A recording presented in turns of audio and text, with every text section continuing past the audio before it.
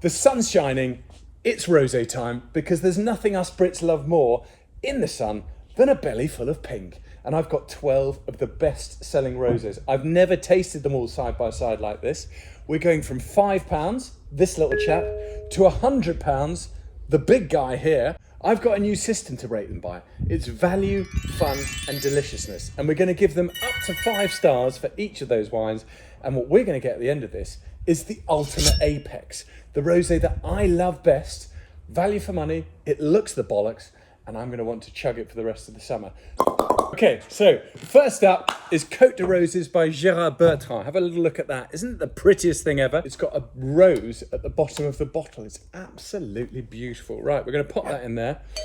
Have a little swirl around. So what we're looking for in these rosés, while I chill that puppy, is some stone fruit, some white flowers, and really beautiful pink. So the thing about rosés, it's become so popular because it's really Instagrammable, it's pretty to look at and delicious to drink. So this very pale colour, bottle looks beautiful. A little bit of nectarines, peaches, it's really lovely flowers on the nose. Okay, fuck, that's a really good rosé. That's absolutely delicious. Flower, it's floral, it's fruity, it's crisp and dry, very refreshing, it looks beautiful. So next up is Minuty. Really, really pretty. So we are in Provence, which is meant to be the most beautiful area for growing rosé. It's slightly darker in colour, but it still looks beautifully pretty. And here we've got more sort of saltiness. I can smell a bit of saline, sort of minerally kind of things on the nose. Less fruit, less opulent.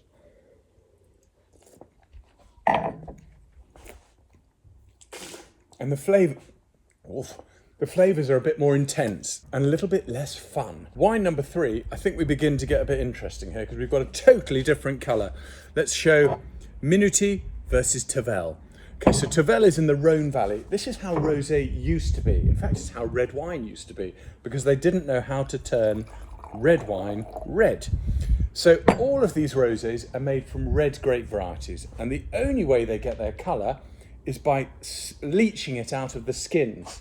So for Tavel, it obviously spends more time on the skins than, let's say, Minuty or Côte de Roses. So here we go. It smells more bubblegummy, more opulent and richer.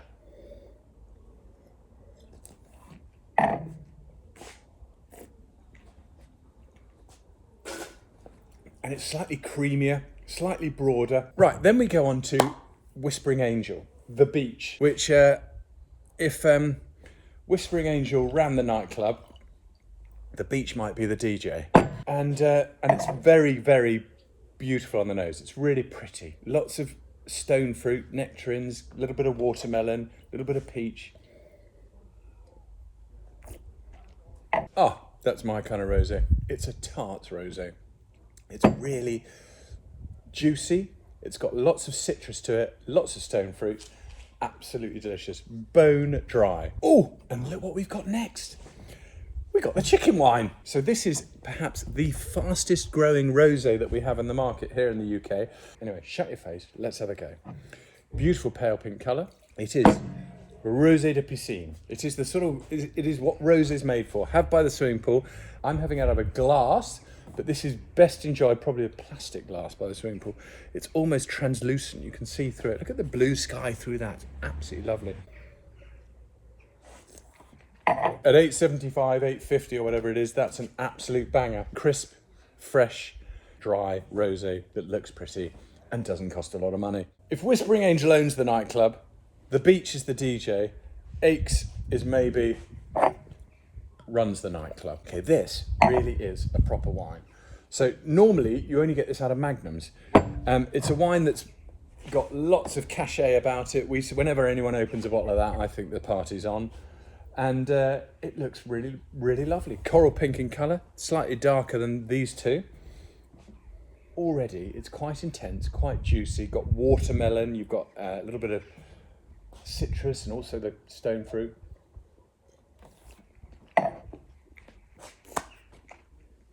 And it's got a bit of creaminess to it that's utterly delicious. I could get into an awful lot of trouble chugging a bottle of that. If you go to Saint Tropez, you'll see Roseblood on every single table. What you'll also see on most of the tables is people dancing on them.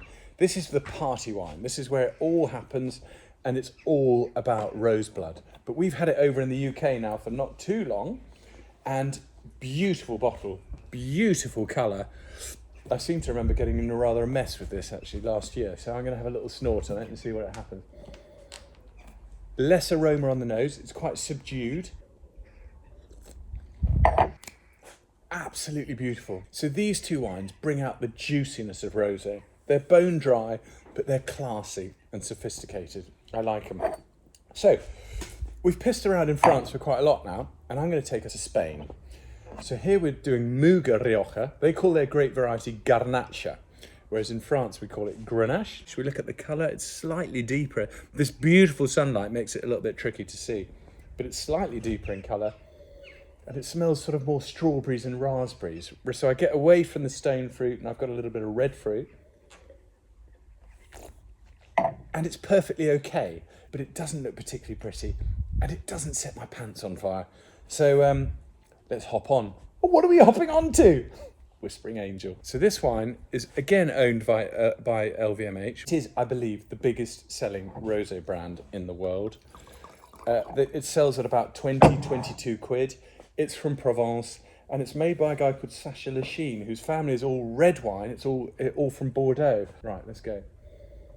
You can slag off Whispering Angel all you like, but it smells absolutely lush. It's all strawberries, peaches, nectarines. It's really tasty. It's very clean. It's less juicy than these guys. So now we hop onto Garrus. Let's have a look at this. That's 100 quid's worth of rosé, made by Château, who do Whispering Angel and The Beach. Now, I think rosé hits its value point at 15 quid, after which you're basically paying for a marketing machine.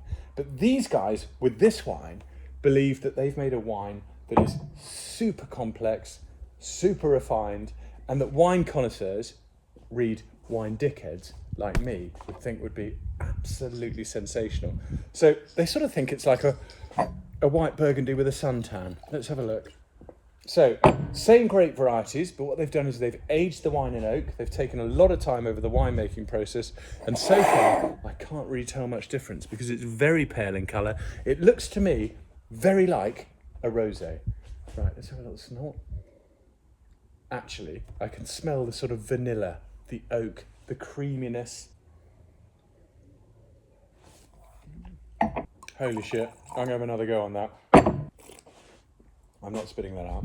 It's utterly delicious, but it sort of should be at 100 quid. Right, so I think once we've done that 100 quid, we're going to go down to £4.50. And we're going to get the disco dancer in the nightclub, the MATEUS Rosé, which my dad used to drink absolutely shed loads of. He loved it. And it's a completely different colour. It's more like the Tavel Rosé. This wine could only be described as a joke. Should we find out if it's a funny one? It's really dark in colour, like the Tavel Rosé, and it's got a little bit of spritz. So what does it smell like? It smells like a sort of brambly, raspberry coulis. It's like biting into a red apple and then being clubbed over the head with a raspberry, and then with a soda stream shoved up your bum. And actually, I am a tart, and I really love it. Oh, here we have Brad Pitt. Welcome, Brad. Miraval.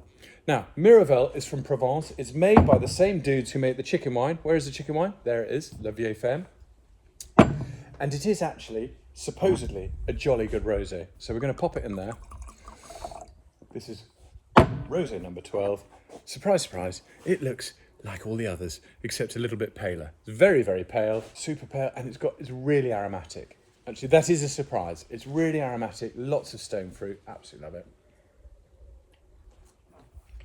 Very clean, very crisp, bone dry. And I would chug that all day by the pool.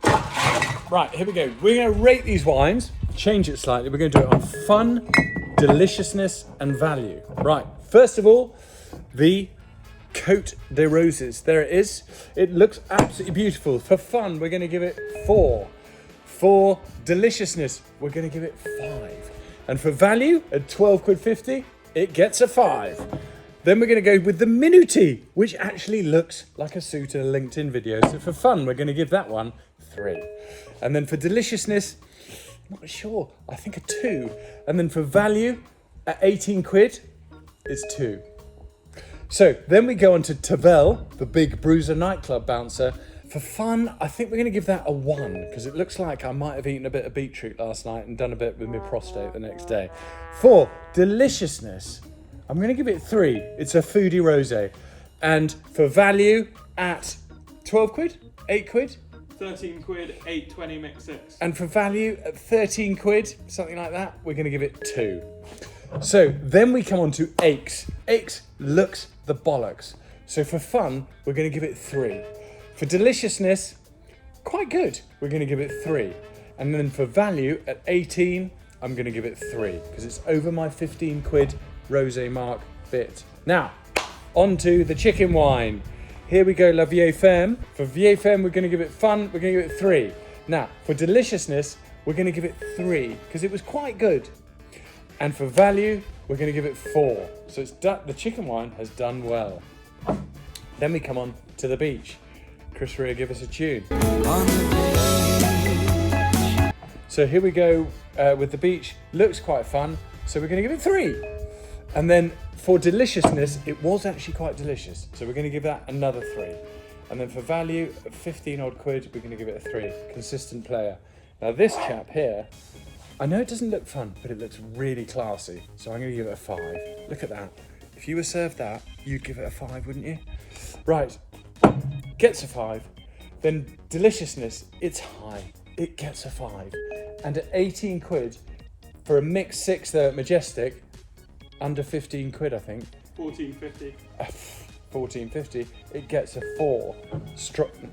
Wait there. Strong player. I'm going another go.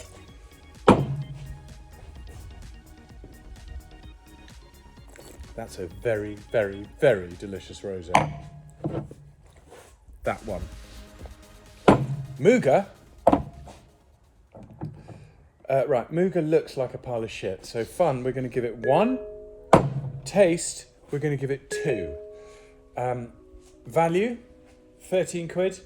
I'm going to give it 2. Whispering Angel, the big bruiser in the pack, we're going to give, looks the bollocks. We've got to give it 4. Just so we know why that's a 4 and this is a 5. That's a 4 and that's a 5. Total utter class. 4's good. Deliciousness, we're going to give Whispering Angel 4. And then for value, at 22, 20 quid, something like that, it gets a 2. Right, here's Garrus. Really serious gear. Delicious. Oh, what are you doing? Fun, it gets a 5. Not because it's fun, but because it's fucking class. Look at that chap. G for G-spot. Right, and it goes. Deliciousness. Fred, we've got to give this a 5. Give it a 5. But you will be robbed when you buy a bottle of this. So for value, I'm going to give it a 1. Not because it's not a great wine, but at 100 quid a bottle or 80 quid a bottle, there's so many great wines you can play. Now, here's my disco dancing hand grenade. MATEUS, we're going to start with fun.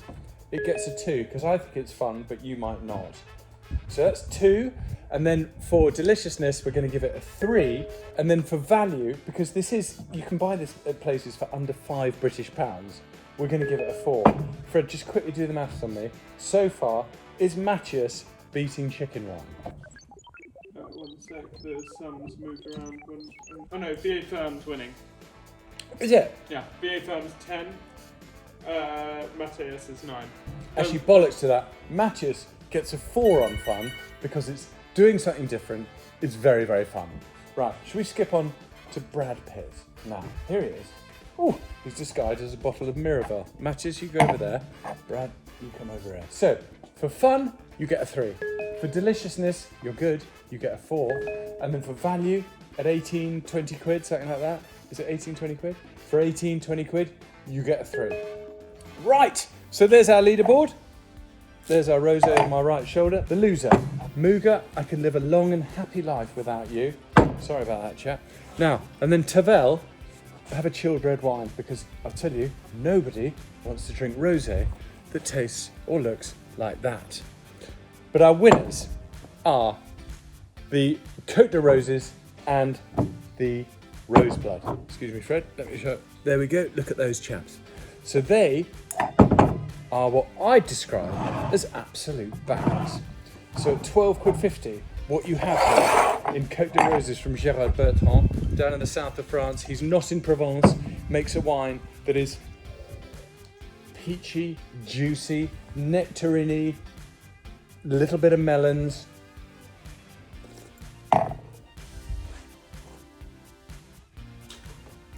Opulent. It's absolutely frigging fantastic for 12 quid 50.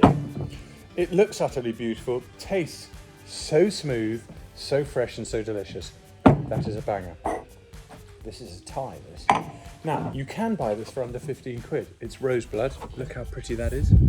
Look how pretty that is. This is from Provence. Now, Provence is where they make the most mineral, saline, interesting rosés. Wines that actually taste of wine rather than just alcoholic fruit juice.